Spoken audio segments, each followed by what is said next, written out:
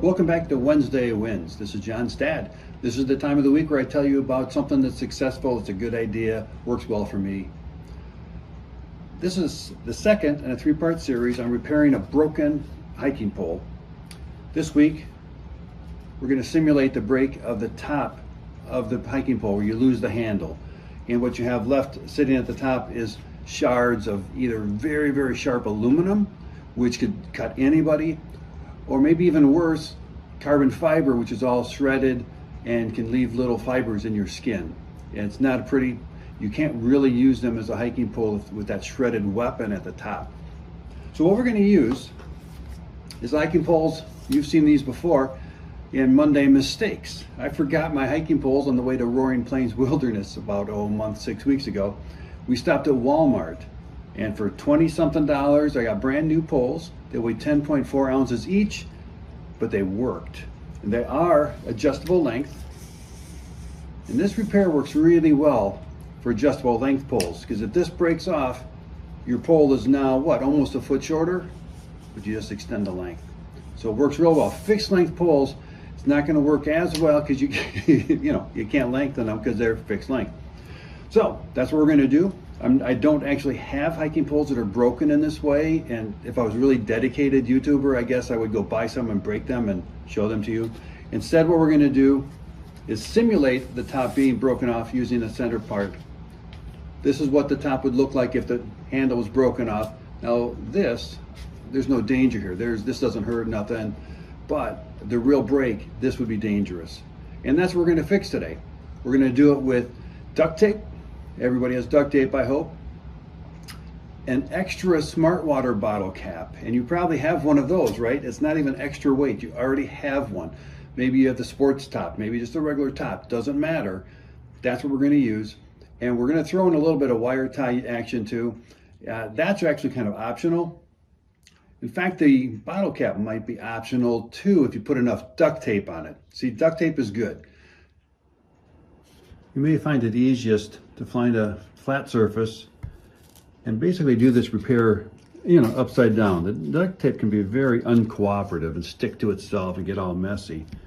But if you do it this way, you might be able to do it with just two hands. Turn it 90 degrees, plant it there in the middle and just repeat it. Very likely 2 pieces of duct tape will be enough. You may want to use 3 or more, whatever you think makes it start to feel more secure. Yeah, it's not very pretty, is it? But pretty isn't the goal.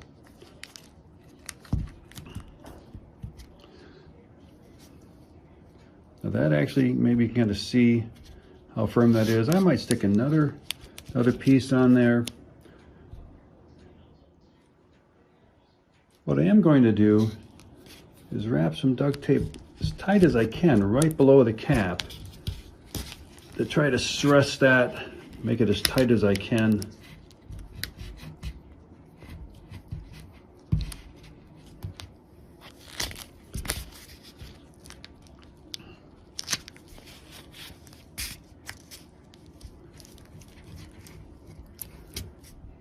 Now look at that.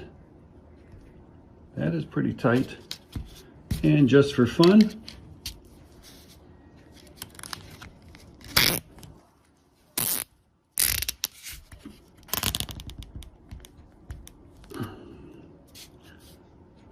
the wire tie to make it tight. Use your knife to just cut that off. There you go. And if it's sharp, another wrap of duct tape wouldn't hurt. All right, you're ready to go. Here's the repaired hiking pole. That's very sturdy, and I wish I had an original, the actual one we repaired. That I never got a picture of, but it worked, and it was pouring rain on us. It was very, very solid. You obviously can't hurt yourself, and with the lengthened pole, it was real easy to just keep hiking. And what did it take? I suppose if you were doing this in the field 10 minutes, maybe 15, and you'd be up and going, you would do it during a break. So this is the end of part 2, where we're dealing with the broken top. Last week we did the broken middle. Next week, we're going to do a mechanical failure, and that's what I experienced on the King's Trail. I mentioned that before. It's really easy to fix. I just wish I would have known how to fix it at the time. So thanks for tuning in to Wednesday Wins, the good things in life. And don't forget to check out Monday Mistakes too, so you can learn from my mistakes. You don't want to have to make them all yourself. See you next Wednesday.